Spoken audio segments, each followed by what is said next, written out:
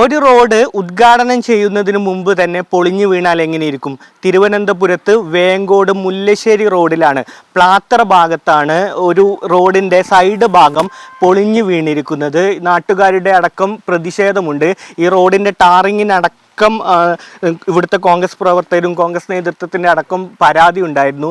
അതിൻ്റെ ഇടയിലാണ് ഇപ്പോൾ മറ്റന്നാൾ മന്ത്രി മുഹമ്മദ് റിയാസ് ഉദ്ഘാടനം ചെയ്യേണ്ട റോഡിൻ്റെ ഒരു ഭാഗം പൊളിഞ്ഞു വീണിരിക്കുന്നത്. കഴിഞ്ഞ ദിവസം നമുക്കറിയാം തിരുവനന്തപുരം ജില്ലയിൽ വലിയ മഴയുണ്ടായിരുന്നു. മറ്റന്നാൾ ഉദ്ഘാടനം ചെയ്യേണ്ട ഒരു റോഡിൻ്റെ സൈഡ് ഭാഗം പൂർണ്ണമായിട്ടും പൊളിഞ്ഞു വീണിരിക്കുന്നത്. ഇതിനെതിരെ നേരത്തെ പരാതി ഉണ്ടായിരുന്നു നിങ്ങൾക്ക്? ഈ റോഡ് ചെയ്യുന്ന സമയത്ത് ഇവിടെ നിലവിലൊരു റോഡുണ്ടായിരുന്നു. ഈ റോഡിന് ഈ വീതിയില്ലായിരുന്നു. ഇപ്പോൾ ഈ വീതി എടുത്ത് ചെയ്യുന്ന സമയത്ത് ഇതുപോലുള്ള പ്രദേശങ്ങൾ, ഇപ്പോൾ ഈ കാണുന്ന പോലുള്ള പ്രദേശങ്ങളിൽ കോൺക്രീറ്റ് ചെയ്യുകയോ അല്ലെങ്കിൽ കല്ലുകെട്ടി കയറ്റി ചെയ്ത് ആ റോഡ് സേഫാക്കിയതിന് ശേഷം ടാർ ചെയ്യണമെന്ന ആയിരുന്നു നാട്ടുകാരുടെ ആവശ്യം. അപ്പോൾ 5.5 കോടി രൂപ ചിലവഴിച്ച് ജനത്തിന് വേണ്ടി ഇത് ചെയ്യുമ്പോൾ അത് ജനത്തിന് ഉപയോഗപ്രദമാകത്തക്ക രീതിയിൽ ചെയ്യണം. അല്ലാതെ BMBC രീതിയിൽ റോഡ് ചെയ്തിരിക്കുന്നു എന്ന് പറയും, 29-ാം തീയതി ഉദ്ഘാടനം ചെയ്യുന്നു എന്ന് പറയുന്നതിൻ്റെ തലേ ദിവസം ഇങ്ങനെ ഒരു റോഡ് ഇടിഞ്ഞു വീഴുന്നു എന്ന് പറഞ്ഞാൽ അടുത്തൊരു മഴ പെയ്യുകയാണെങ്കിൽ ഈ പ്രദേശത്ത് ഇതിൻ്റെ റോഡിൻ്റെ അടുത്ത ബാക്കിയും കൊണ്ട് ഇതിൻ്റെ പകുതി വരെ പോകാനുള്ള സാധ്യതയുണ്ട്. നിരവധി വാഹനങ്ങൾ പോകുന്നൊരു റോഡാണ് ഈ റോഡ്. കോൺക്രീറ്റൊക്കെ നിങ്ങൾക്ക് പരിശോധിച്ചാൽ മനസ്സിലാക്കാവുന്നുള്ളൂ. കോൺക്രീറ്റിൻ്റെ സൈഡ് കോൺക്രീറ്റൊക്കെ എന്ന് പറഞ്ഞാൽ മെറ്റൽ, ഇതിൻ്റെ ഉദ്ഘാടനം കഴിഞ്ഞിട്ടില്ല, മെറ്റലെല്ലാം പുറത്ത് കാണത്തക്ക രീതിയിലാണ് സൈഡ് കോൺക്രീറ്റ് ചെയ്തിരിക്കുന്നത്. ഒന്ന് ഉദ്യോഗസ്ഥന്മാർ നിയന്ത്രിക്കേണ്ട കാര്യമാണ്. 2, അവർ ചെയ്തില്ല എങ്കിൽ അതിനെ പരിഹരിക്കേണ്ടത് ജനപ്രതിനിധികളാണ്. അവരാരും തിരിഞ്ഞു നോക്കിയിട്ടില്ല. ആ ഒരു ഓവർസീർ മാത്രമാണ് ഇവിടെ ഉണ്ടായിരുന്നത്, ഒരു പെൺകുട്ടി. അപ്പോൾ അതിൻ്റെ ഉപജീവനമായതുകൊണ്ടായിരിക്കും നിന്നിട്ടുള്ളത്.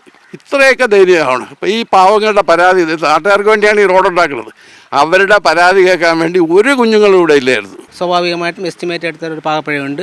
ഈ 3.5 കോടി അസീസ് കോളേജ് വരെയാണ് ചെയ്തതെങ്കിൽ തീർച്ചയായിട്ടും നമുക്ക് രണ്ടാമത്തെ റീച്ച് അസീസ് കോളേജ് മുതൽ വേങ്കോട് വരെ ആകുമ്പോൾ സ്വാഭാവികമായും നമുക്ക് ഈ പറയുന്ന കെട്ടാൻ കഴിയും. ഈ റോഡ് 2 റീച്ചാണ്.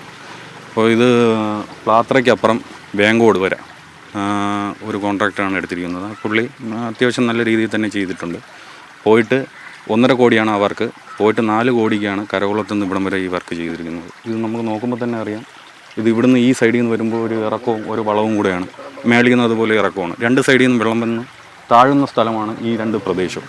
അപ്പോൾ ഇങ്ങനെ ഈ ഒരു സൈഡിൽ ഇതേപോലെ ഒരു സൈഡ് വാളോ ഒരു കല്ല് കെട്ടോ ഒന്നുമില്ലാതെയാണ് ഇത് നിർമ്മിച്ചിരിക്കുന്നത്. അതുതന്നെയാണ് നാട്ടുകാരുടെയും ഇവിടുത്തെ പ്രാദേശിക രാഷ്ട്രീയ പാർട്ടികളുടെയും പരാതി. ഈ റോഡിൻ്റെ കൃത്യമായ ജോലി പൂർത്തിയാക്കാതെ തിടുക്കപ്പെട്ട് ഉദ്ഘാടനം ചെയ്യുന്നതിന് പകരം കൃത്യമായ ഇവിടുത്തെ സംവിധാനങ്ങൾ ഒരുക്കിയതിന് ശേഷം മാത്രം ഉദ്ഘാടനം ചെയ്യുക എന്നതാണ് നാട്ടുകാരുടെ ആവശ്യം. ക്യാമറ പേഴ്സൺ രാജീവ് രാജേന്ദ്രനൊപ്പം സഫ്വാൻ VP, മീഡിയ 1, തിരുവനന്തപുരം.